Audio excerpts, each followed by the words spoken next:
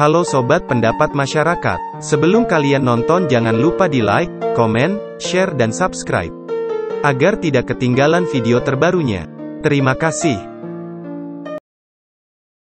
Pak RT yang lagi viral di Kecamatan Penjaringan, Jakarta Utara, gara-gara banyak berdiri bangunan liar yang dibiarkan oleh pejabat setempat. Ini saluran air nih, Pak? Saluran air ini, ya. Oh, berarti di bawah keramik ini ya? Iya, makanya ini botnya. Nah, ini bahu jalan harusnya. Ini harusnya bahu jalan ini? Iya. Nah, ini saluran air. GSB-nya harusnya di dalam. Oh. Jadi dia nutup saluran air, ini bahu jalan diambil lagi 4 meter lebih. Jadi itulah kira-kira dilakukan. Maka saya sebetulnya mau menyampaikan dulu nih ya, dalam hal ini untuk pihak Kecamatan Penjaringan. Jadi perlu diketahui nih buat para penghuni ya, pemilik ruko Blok Z 4 Utara dan Blok Z 8 Selatan. RT berapa, RW berapa, Pak? 11 RW 03 Kelurahan Pluit, Kecamatan Penjaringan. Perlu saya sampaikan dulu nih. Bila kita memiliki satu bidang tanah dengan sertifikat, lalu kita membangun tanpa izin IMB, namanya bangunan tanpa izin. Tapi kalau ini ya, yang tidak ada sertifikat dan dibangun tanpa hak kepemilikan dalam sertifikat dan tidak ada IMB, namanya ini bangunan liar. Bangunan liar ini. Jadi saya sampaikan, itu harus tahu. Ini negara punya aturan. Jadi jangan bisa seenaknya aja. Yang saya sesalkan adalah pihak Kecamatan Penjaringan, ya, yang sampai hari ini masih dijabat oleh Repikado Romadi, ya. Saya udah menyampaikan ini dari tahun 2019 sampai hari ini tahun 2023, belum juga ada pelaksanaan pembongkaran. Kalau misalnya dalam tempo yang 3-4 bulan ke depan ini tidak dilakukan penindakan, akan seluruh fluid ini sama seperti ini. Negara ini nggak kekurangan, Pak, pejabat yang pandai, Pak. Yang kurang adalah pejabat yang punya integritas dan moral. Ah, ini mana? Pihak Kecamatan Penjaringan mana integritasnya? Kok didiamkan gitu loh? Kok dibiarkan? Ingat, Pak. Pak, ya.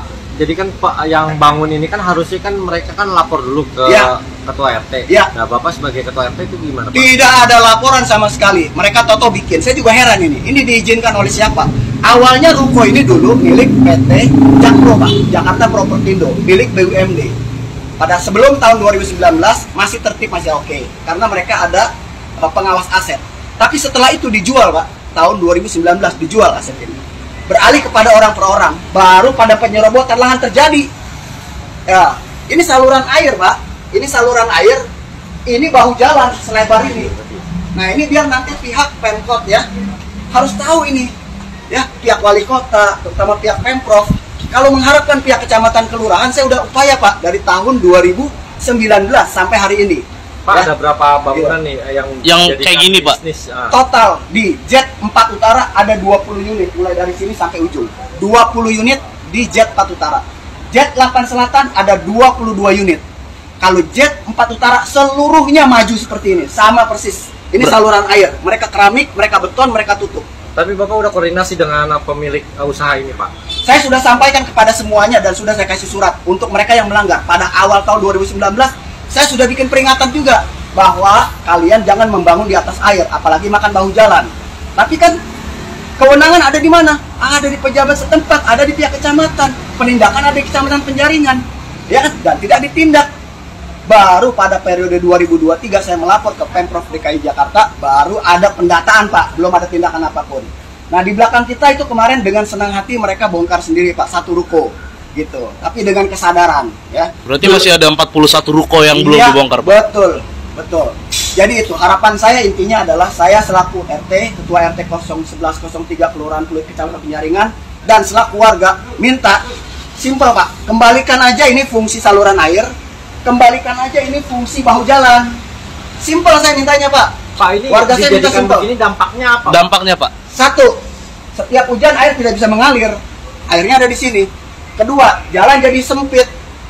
Kan begitu. Ketiga, ini bukan haknya mereka. Itu yang harus tahu loh, bukan hak mereka. Ini tanah negara. Kalau tanah negara udah diambil, nanti institusi yang lain pasti ikut di sini. Bukan cuma soal pelanggaran gedung, tapi lahan negara ini yang diserobot ini, institusi yang lain pasti akan ikut juga. Sejak kapan, Pak, dilakukan di sini, Pak? Yang saya bikin peringatan sejak tahun 2019. Saya udah bikin peringatan, saya udah bikin laporan kepada Lurah Pluit, kepada Camat Penjaringan. Ya. Tahun berapa? 2019 saya bikin itu surat. 2019, 2020, 2022, terakhir 2023 saya lapor ke Balai Kota, ke Pemprov DKI Jakarta. Baru ada tindakan, Pak, tapi baru pendataan ya, Pak. Baru pendataan, belum ada penertiban. Pak, ini kan saat ini kan sudah didata dan ini masih menjadi polemik itu, Pak. Ya. 40 ruko ini masih beroperasi, Pak? Masih, semua tiap hari ini masih bisa, masih beroperasi. Semua rata-rata di sini restoran, kantor, kafe, rata-rata begitu. Semua masih buka, meskipun ada kendala seperti ini masih buka ya. Bahkan perlu saya kasih tekanan lagi ya, karena ada pembiaran sekarang bukan cuma satu lantai. Di tengah situ nomor 13 dan 14 dibikin 2 lantai di atas saluran air dan bahu jalan. Ada, jadi tolong Pak, yang pejabat-pejabat yang terkait, saya terima kasih kepada Bapak Heru yang sudah mengakomodir laporan saya. Tapi beginilah keadaan di lingkungan saya, Pak. Karena dibiarkan oleh pihak kecamatan Penjaringan sampai dengan hari ini, bahkan ada yang berani membangun 2 lantai, Pak, di saluran air dan bahu jalan. Bapak bisa lihat sendiri, 2 lantai, Pak, di atas saluran air dan bahu jalan. Gitu, Pak.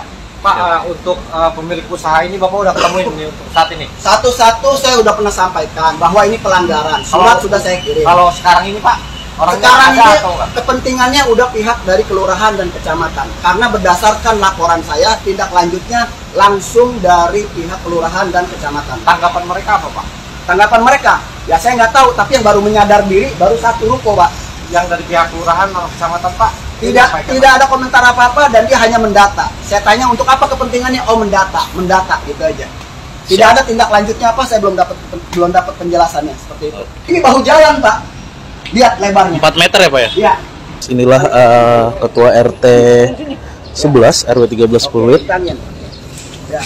yang memang sangat geram, sangat mengecam adanya ruko-ruko di wilayah Pluit ini, di wilayah RW 3 Kelurahan Pluit ini yang memang memakan bahu jalan dan juga saluran air. Inilah protes keras dan juga permintaan keras dari Ketua RT untuk pemerintah bisa segera membongkar ruko-ruko yang melanggar aturan ini.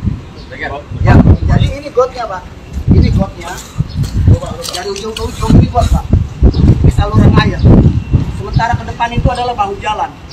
Jadi seharusnya GSB-nya di sini, Pak. Ini GSB. Ini GSB buat parkir dia udah makan. Ini saluran air. Dari ujung ke ujung ini saluran air. Ini udah ditutup saluran airnya. Kita lihat, Pak, saluran air.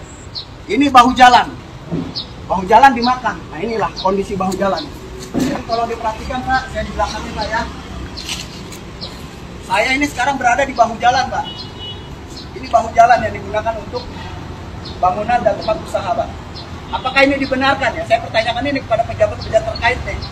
Boleh nggak bangunan begini, Pak? Ini bahu jalan dipakai begini. Selebar ini loh, Pak. Ini saluran airnya. Siap. Ya. Ini bahu jalan, Pak. Dibangun gedung seperti ini. Kira-kira bagaimana, Pak? Ini sempat viral nih, Pak, di TikTok beberapa hari lalu terkait dengan ruko yang mengambil lahan untuk umum. Ini gimana, Pak, pendapatnya dan tindak lanjut dari Pak RT ini bagaimana? Yang pasti begini, saya selaku RT 011 RW 03 Kelurahan Pluit Kecamatan Penjaringan, Jakarta Utara, itu kan sudah jelas adanya pelanggaran, di mana saluran air dan bahu jalan adalah area prasarana umum, dan itu merupakan lahan milik negara. Bila negara tidak ikut campur di sini dan tidak menindak aparat yang berkepentingan terhadap pelanggaran tersebut tidak menindak, maka saya selaku RT 011 03 Kelurahan Pluit yang akan dengan sendirinya saya akan bongkar. Oke, berarti kita akan bongkar, kita akan lihat nanti bagaimana update terus. Pasti. Dan info dari Bapak ya, Pasti. terkait pembongkaran ya, Pak ya. Pasti. Oke, Ya, makasih, pasti. Pak. Hari ini gue masih mau mengomentari masalah ruko yang melanggar GSB atau tanpa IMB ya. Banyak komen di kalian di video yang kemarin itu minta pengusahanya tolong kesadaran diri, pengusaha yang harus sadar diri, tidak harus ditegur. Inilah masalahnya, brother, ya. Di Konoha ini nggak ada yang sadar diri, dewan-dewannya juga nggak sadar diri, pejabat-pejabatnya juga nggak sadar diri. Terus kalian minta pengusaha sadar diri, aduh, mimpi di siang bolong masalahnya nih. Oke, terus udah gitu gue banyak tidak setuju dengan cara bicara dari Pak RT Konoha itu ya. Pak RT. RT itu kan rukun tetangga, tapi di setiap wawancara tuh dia ngegas terus gitu loh. Gimana mau rukun kalau ngomongnya kasar begitu? Walaupun tidak membenarkan si pengusaha, ya pengusahanya salah, bongkar-bongkar aja, gak ada masalah. Cuman cara bicaranya itu loh, lebih baik pendekatan. Jangan terlalu berani juga, harus hati-hati Pak RT. Karena di atas RT itu kan masih ada Hokage kan. Nah, Hokage ini masalahnya kalau di Konoha ini, siapa yang lebih dekat ke hukum, ya lebih dekat ke hukum itu bisa berbalik nih. Anda sekarang merasa benar, nanti Anda salah kan, kasihan gitu loh. Jadi lebih baik kita musyawarahkan saja. Baik semuanya serba musyawarah ya, kalau Anda ngerti maksudnya itu loh. Kasihan lah, semuanya kasihan daripada ribut-ribut gini nggak jelas. Lebih baik musyawarahkan saja. Karena sebenarnya gini, Pak RT ini kan si pengelola rukun tetangga, ya harusnya kan bertindak atas dasar aduan atau mungkin ada sesuatu penyebab yang bikin kawasannya kurang nyaman. Bagi siapa? Bagi tetangganya, ya kan? Kalau misalnya tetangganya mengkomplain, baru ditindaklanjuti. Jadi dasarnya ini si Pak RT apa Pak? Membongkar-bongkar gitu tuh atas dasar apa? Apakah memang mengganggu? Apakah memang bikin banjir? Atau cari kursi mau jadi Hokage, kan kita nggak tahu gitu. Jadi lebih baik diceritakan aja, ini karena ada aduan dari ini mengganggu masyarakat sekitar, bla bla, maka terpaksa kami ini. Pendekatannya juga lebih halus, jangan marah-marah gitu di mana-mana. Serem Pak, bahaya dah pokoknya gini-gini. Hati-hati aja lah lebih baik, karena kita nggak tahu lawan kita siapa. Semua yang dekat dengan hukum di Konoha itu bisa menang gitu ya.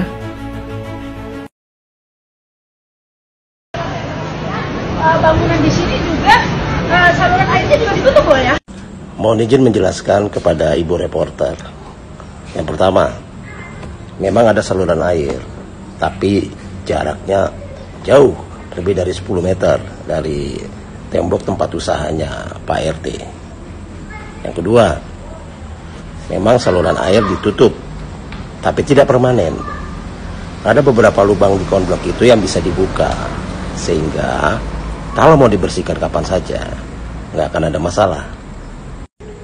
Dan yang ketiga, itu adalah lahan parkir yang bisa digunakan siapa saja.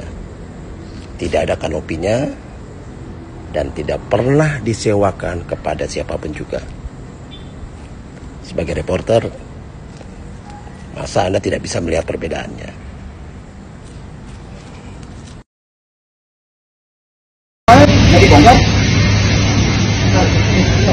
Baru dibongkar.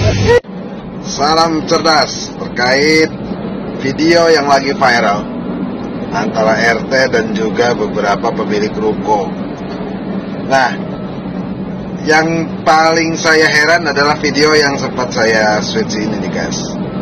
Di sini ada video dari salah satu TV nasional sekarang, Kompas TV, yang jelas-jelas meliput secara detail kayak mendukung seorang pemilik toko yang bersalah.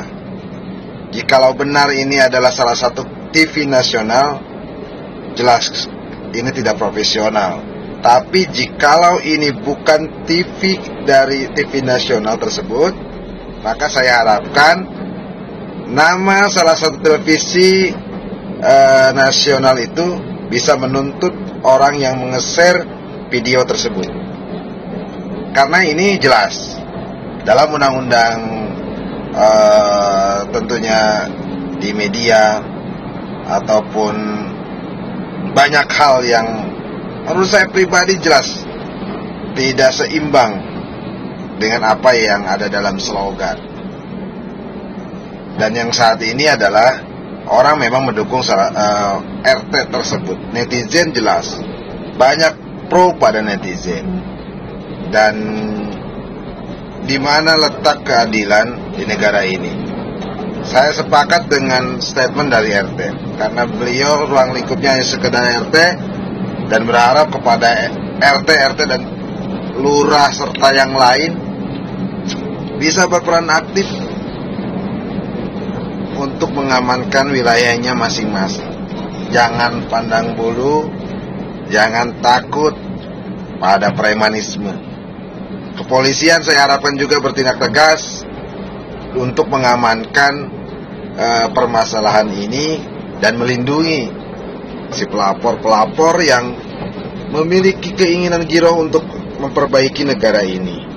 Jangan diam, ya. Saya lihat RT tersebut dipersekusi dan namun tidak ada perlindungan secara materi hukum. Ini yang harus dicatat. Makanya negeri ini tidak akan maju, guys, kalau orang yang berani selalu akan dibungkam. Kapan lagi kita bisa ngeliat kejadian kayak gini? Para pengusaha orang-orang Tionghoa yang ada di Pluit yang rukonya tuh ngambil lahan di depan ya, jadi fasilitas umum tuh keambil untuk bangunan rukonya. Ternyata dilawan oleh keturunan Tionghoa juga alias Pak Riang ya sebagai ketua RT di sana. Udah gitu lucunya lagi adalah diduga beliau-beliaunya adalah provokator dari kejadian demonstrasi yang menolak Pak Riang untuk membereskan bagian yang ngambil lahan fasilitas umum kayak gitu. Ternyata apa? Golongan kaum Tionghoa juga. Jadi pelakunya Chinese, yang melaporkan, yang kontra gitu juga adalah Chinese, yang provokatornya ternyata juga adalah Chinese. Kapan lagi nggak ada cincai di antara kita? Kenapa? Karena Tionghoa itu adalah sebuah klasifikasi, jadi tidak akan mengcover setiap orang. Jadi kalau ada yang baik, ya berarti bagus dong. Tapi kalau ada yang jahat, ya nggak akan semuanya begitu. Sama kayak di dunia ini, baik dan buruk. Itu bukan dari etnis dia apa, tapi dari individunya dia apa. Jadi menghadapinya bukan seperti ini ya. Jelas-jelas Tionghoa itu di Nusantara itu udah ada sejak zaman Sriwijaya, bahkan lebih awal lagi sedikit. Dari zaman Hindia Belanda aja itu Glodok udah penuh dengan tokoh mereka. Udah kurang pribumi apa lagi sebenarnya orang Cina kayak gitu. Kemudian apa ini ya? Cuma karena segelintir orang yang jahat gitu ya. Kemudian semuanya mau sudah namanin kayak gitu kan. Anggota DPR RI menentang pemerintah. Saya lawan kamu. Yo Pak, maju terus. Pantang mundur, sikat habis. Saya dukung Anda jadi Gubernur DKI Jakarta. Mantap.